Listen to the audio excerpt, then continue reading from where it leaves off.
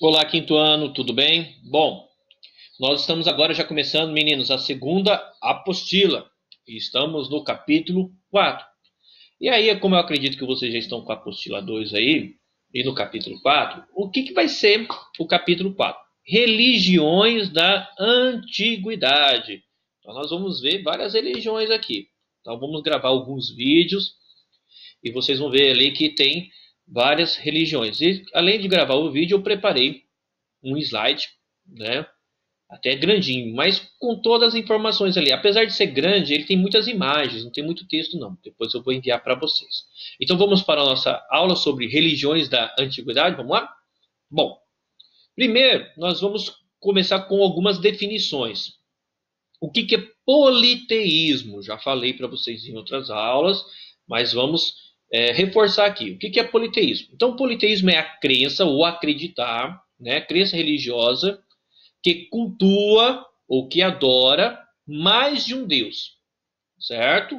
Você pega aqui, ó, no grego, poli significa vários, teísmo, Deus ou deuses. Então, adora ou cultua vários ou mais de um Deus, ok? Ó, Faraó ficou conhecido por renunciar ao politeísmo egípcio tradicional, né? Sistema religioso que admite vários deuses, né? Politeísmo grego. O, então, o politeísmo é isso, acreditar em vários deuses, ok? Tá? Bom, e aqui nesse politeísmo egípcio, né? O faraó também se tornou mais um deus, tá? Bom, monoteísmo. O monoteísmo ele é o contrário do politeísmo. Enquanto o politeísmo adora vários deuses, no mono você tem um. Adora-se somente um Deus. Então, crença em um só Deus. As três grandes religiões monoteístas são: a primeira, o judaísmo, né, a primeira religião monoteísta, nós vamos ver depois. A segunda religião monoteísta é o cristianismo, e o cristianismo ele sai do judaísmo. E a terceira, o islamismo. Tá? Certo? Tranquilo? Bom, e aí nós vamos começar agora a ver religiões. Uma das mais antigas, o hinduísmo. Tá? Religião hinduísmo. O hinduísmo é uma tradição religiosa que se originou no subcontinente indiano. Tá? É citado frequentemente como a religião mais antiga, certo? A mais antiga tradição viva, tá?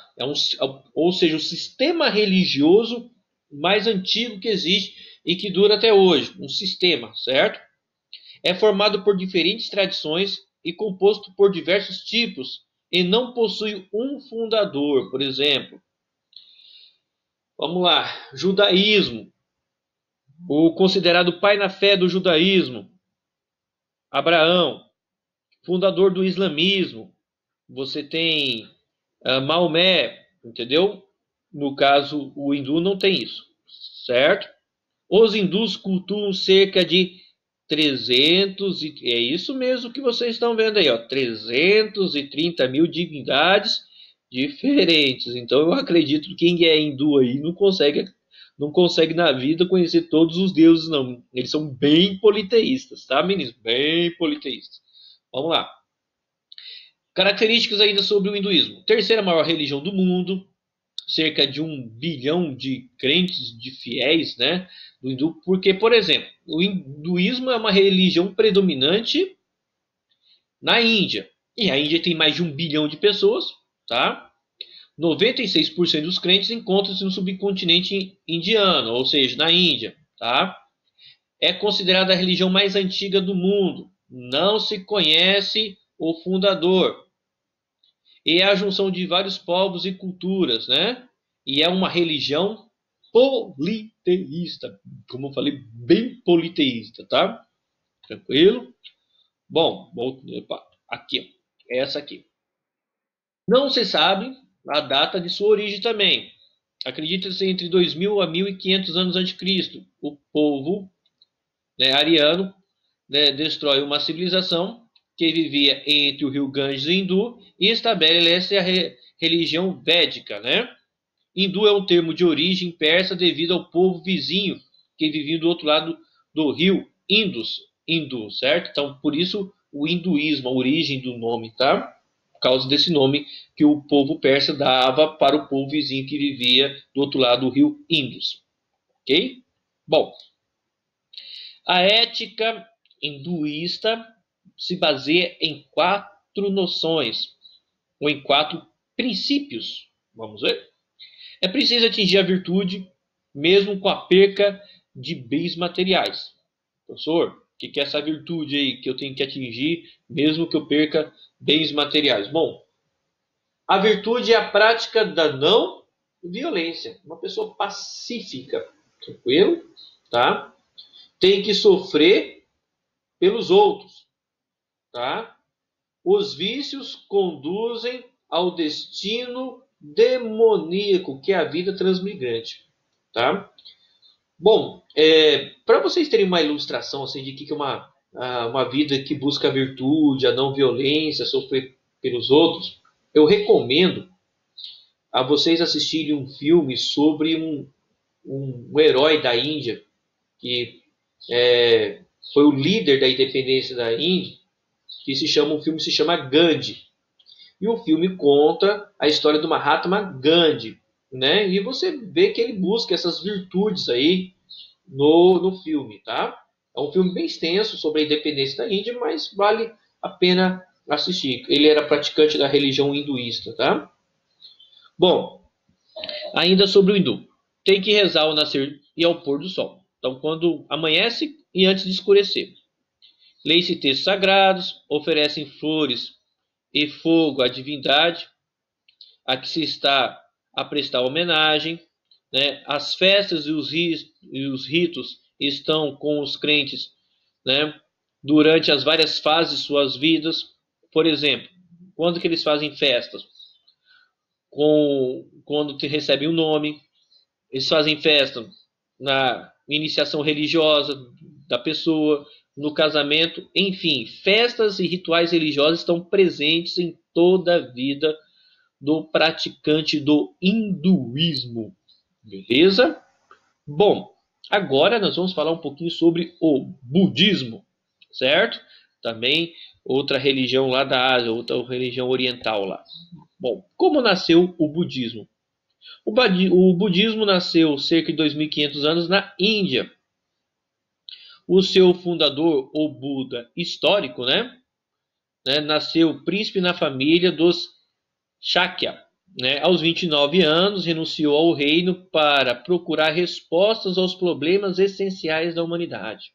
Certo? Renunciou. Encontrar o sentido da vida, podemos dizer assim, né? Encontrar o caminho.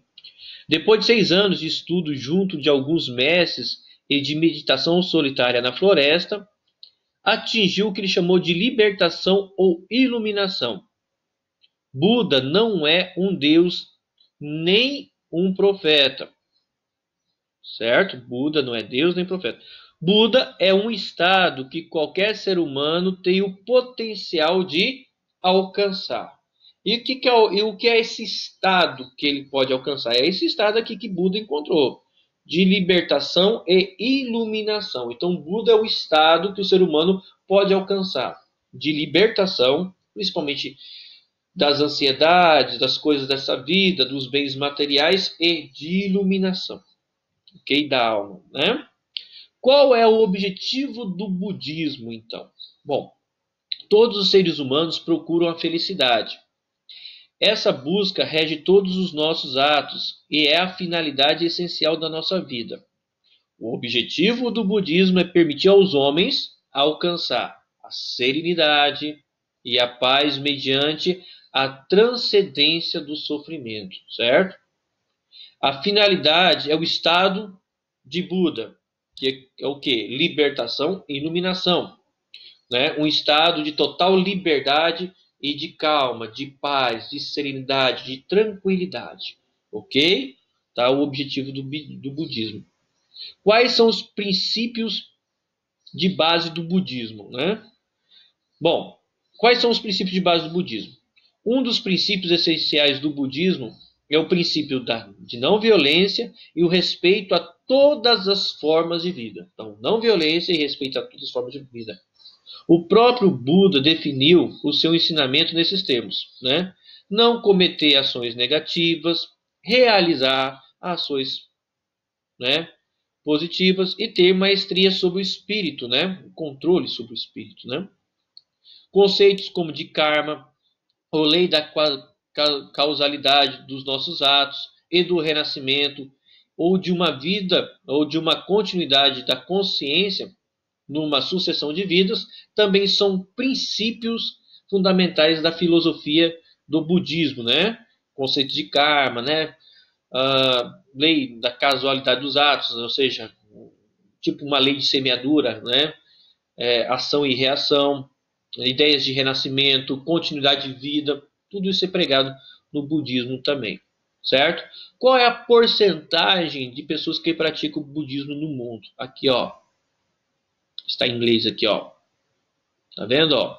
Você tem o cristianismo, 33,32, o islamismo, que vamos estudar 21, 0,1, o hindu 13,6, 26 e o budista 5,84% das pessoas praticam o budismo, certo?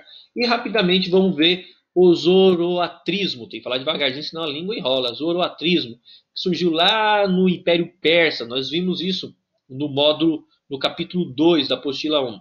Né? A origem do zoroatrismo remontada no século 6 a.C. É um antigo sistema religioso filosófico que repousa no postulado básico de uma contradição dualista, ou seja, existe uma luta do bem contra o mal, né? Inerente a todos os elementos do universo. Então existe o bem e existe o mal. Os pressupostos do sistema foram estabelecidos por Zoroastro, ou Zaratustra, que é nascido na Pérsia no século VI, né? Que parece ter sido um reformador do madeísmo. Antes do zoroatrismo havia o madeísmo, antiga religião dos medo-persas, né? A doutrina de Zoroastro foi transmitida oralmente e recolhida em alguns escritos, né? Transmitiram, certo?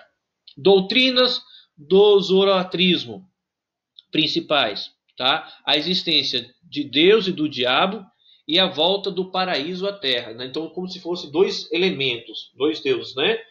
O Deus do bem e o Deus do mal, que é o diabo, mas no final o Deus do bem vence, né? A Aura Mazda é a deidade suprema, criador de todas as coisas boas, enquanto a irmã é o princípio destrutivo que rege a ganância, a fúria e as trevas. A bondade irá triunfar e os mortos vão ressuscitar na doutrina do zoroatrismo. Então, Aura Mazda é o criador das coisas boas. A irmã, né, que é o deus mau, ele cria todas essas coisas. É o poder destrutivo, mas o bem vence no final. Ok? Bom, Aura Mazda, né? O zoroatrismo prescreve a fé em um Deus único. Aura Mazda, o Senhor sábio, a quem se acredita o papel criador e guia absoluto do universo. Dessa divindade suprema emana 6 espíritos, né? Que auxiliam a Aura Mazda na realização dos seus desígnios. Quais são esses 6 espíritos? Espírito do bem, retidão suprema, governo ideal, piedade sagrada, perfeição e imortalidade. São os espíritos que ajudam ali. Certo? Bom, então aqui nós terminamos essas 3 religiões que nós vimos, né? Nós vimos primeiro definição de politeísmo, monoteísmo, nós vimos hinduísmo, budismo e zoroatrismo, certo? Até a próxima aula, então, para estudarmos as demais religiões. Um abraço, meninos!